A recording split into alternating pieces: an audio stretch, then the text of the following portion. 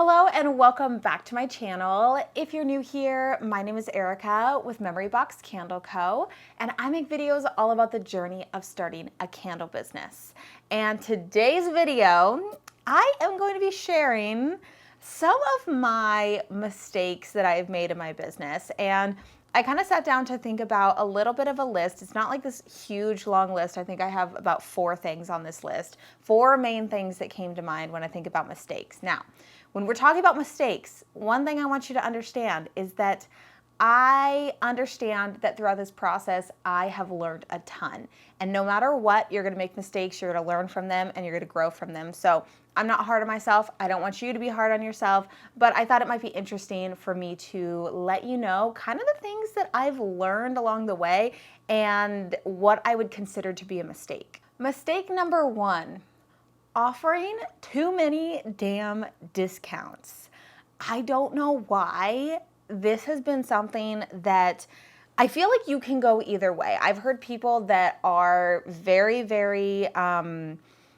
kind of, I don't want to say sticklers, but that's kind of the only word that can come to mind, but very hesitant on giving out any kind of discounts to people. For me, for some reason, and I don't know if it comes from a place of feeling guilty or not confident in my pricing. I'm sure you can kind of relate to that, or just thinking, well, it's my business. I could do whatever I want. I can give them a discount if I want to. I mean, I have my family and friends discount. I've gone through different kinds of 15% off, 20% off, dollar amounts, buy one, get one this. And what I found was that I would start to get sales in and I'm like, man, how did they get that much off? Where's that coupon coming from?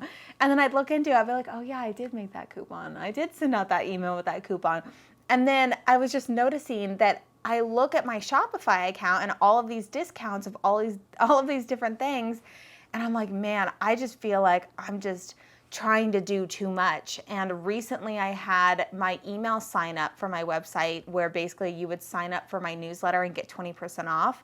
Because I'm thinking, well, if I offer something like a really, really good incentive, then that's going to get people to sign up for my newsletter, which it kind of did. But in my mind, I'm trying to switch over to not always. Basically, how do I put this? Basically, I'm trying to get people to purchase more. So I'm trying to incentivize to people to purchase more. So what I'm doing now is instead of on your next purchase, get 15% off, which is what I typically have put on my thank you cards that I include in every order. So I have my thank you card, candle care card, and I usually have a little discount code on the thank you card side. And I would always put something like enjoy 10 or 15% off your next purchase, whatever it was at the time.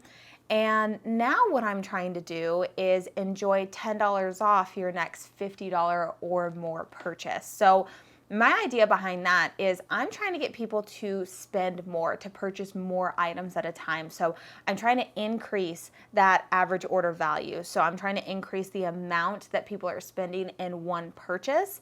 And by just giving a discount like that, or even just enjoy $5 off your next purchase or 15% off, I mean, my cheapest item is $8. So if people do that, I mean, they can leave my website just paying $4 to $6 on something depending on the discount.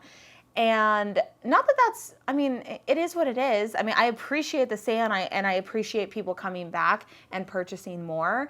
But it just kind of got me thinking, I'm like, I'm already offering free shipping on my website, so they're not paying any additional.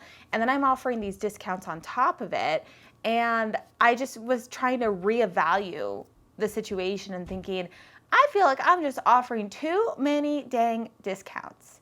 And that, I think, was a mistake only because of the amount of different varieties of discounts. And what I would do is whenever somebody would start to ask, about a discount or something, a lot of times I would just go and quickly create a discount and just send it to them. Or if it was somebody that was purchasing from me and I'm like, oh, hey, use this discount when you purchase.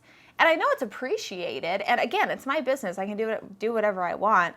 But it kind of takes me back to when I did that spin to win wheel at the market, and I just found myself just essentially losing money on people that would pay full price. So that's my thought on that, is that I think that I have just had way too many discounts over the years, so I'm really trying to reel that back. Mistake number 2 was taking my candles off of Etsy when I moved over to my own website. I think that this was a mistake. I really, really do.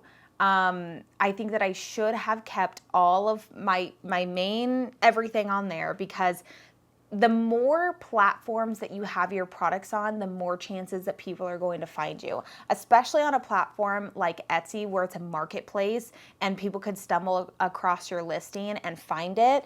And that's been kind of something that has been on my mind for a while now, of why didn't I just keep it? But I guess I was just worried about the inventory issues and how that would work, and now I know that there's apps that can connect them together. But yeah, it was definitely something that I wish that I would have kept everything on there. Yes, I understand I can put everything back on there. I just hate that I lost that momentum of all of the people that started following me and all of the sales that I was getting from Etsy, and that I just moved completely over because so many people knew me from my Etsy shop, and I just moved over completely to my website. So that was definitely a mistake. I would definitely recommend, if you're moving or thinking about moving from Etsy to your own website, contemplate if you should just keep your candles on Etsy. If not, just keep a small collection on Etsy, and then maybe when you ship out those Etsy orders, direct them to your website, maybe give them a discount. But I don't know. I wish that I would have kept my shop on Etsy, and I have thought about taking the time to not really move everything, but kind of get listings back up. I've thought of different ideas to have maybe different kinds of candles that I put on Etsy. So maybe just like my custom candles, so like custom saying candles on Etsy, and just having that be more of like the custom side, like the gift side of things, because Etsy is full of people that are looking for gifts. So yeah, that was definitely something that I wish that I would have not done when I switched over to my own website. Mistake number 3 was not pricing my candles or my products in general correctly to include labor. I remember being so stubborn in the beginning and not understanding when people would bring up to me like, hey, are you charging for labor into the cost of your candles? And I'm like, why would I charge labor? It's me doing it. Like I'm the one doing it. Whether or not it takes me 1 hour or 5 hours to do something, if I make $100 from it, I make $100 from it. Like in my head, that's how I was thinking about everything. But I thought about doing an updated pricing video for you all, and just kind of my new thoughts on it, and reevaluating how to figure out your pricing to include more than just the materials. And the way that I'm thinking about it now, and what makes so much more sense to me, is a lot of when you are pricing and doing things now, you're also thinking about the future as well. So if I were to hire somebody to make candles for me, how much would I pay them? And then is that cost of labor being included into the cost of candles? And then I have to think about my time and my value with the whole production of the product. So I guess I was just thinking, like, I'm making the candles. I don't understand why I would charge for my labor to do something that I'm just going to do anyways. Like, it's me, it's my business. You know, I don't care if I'm staying up late to finish it. It's a matter of how much money am I making at the end of the day. But I didn't factor in to how much time and all that kind of stuff. So I definitely need to take a step back and reevaluate my pricing. I know that everybody prices differently depending on so many different factors. I mean, some people are charging $100+ for their candles because of perceived value and how much value they are essentially showing that their candle is going to bring to the customer and that perceived value that the customer views that product as. That's why those companies can charge so much. And then on the flip side, there's people who are way undercharging because they have even more of that insecurities on their products. So they are just charging, maybe it costs them $6 to make the candle and they sell it for $10, which is just insane. Please don't do that. Please don't try to undersell yourself because you feel like your products won't sell. There is kind of the flip side of perceived value, or actually it would be perceived value, because if somebody's looking at a candle like, this is $10, like it's probably not that good. So you have to think about it in terms of the customer's perspective, how much time goes into it, the actual cost of the products, and then also think about the fees of the platform that you're going to be using. You can include that as well, which is why I do actually think that cost of goods times 4 plus 10 to 15% is actually a pretty good range to be looking at when it comes to pricing your items.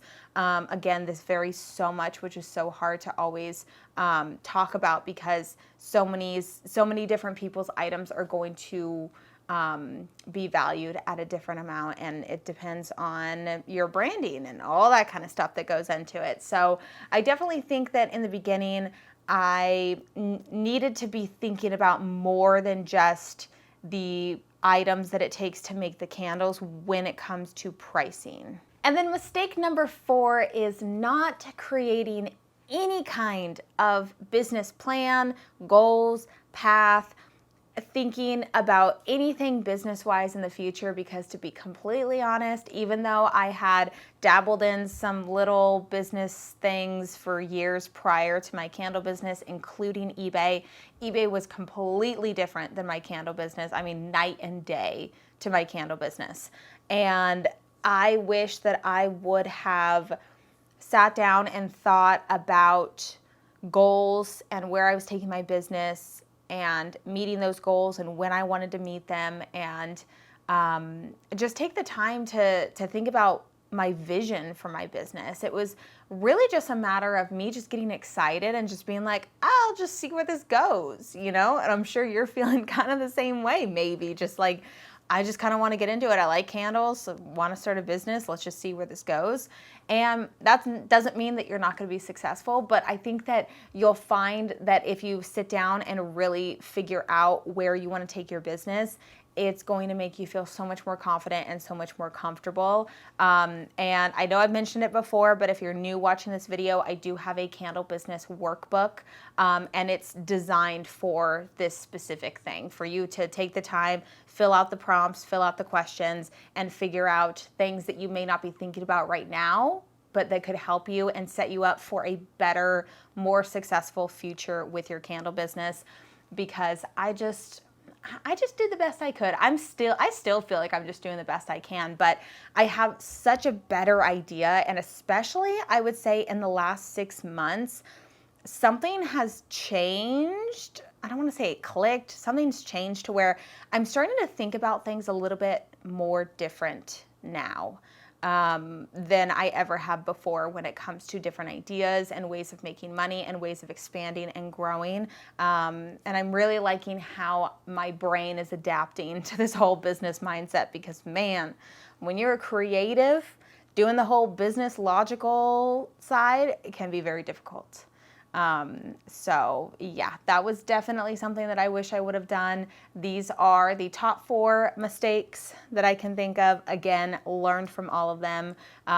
Nothing set in stone. I can always change things and adapt and readjust. The only thing I can't get back is time, but sometimes that time is what makes me get to the point where I am right now that can keep me moving forward. So with that, I think I'm going to end today's video right here. If you enjoyed today's video, make sure to leave it a thumbs up, as well as subscribe to the channel if you haven't already.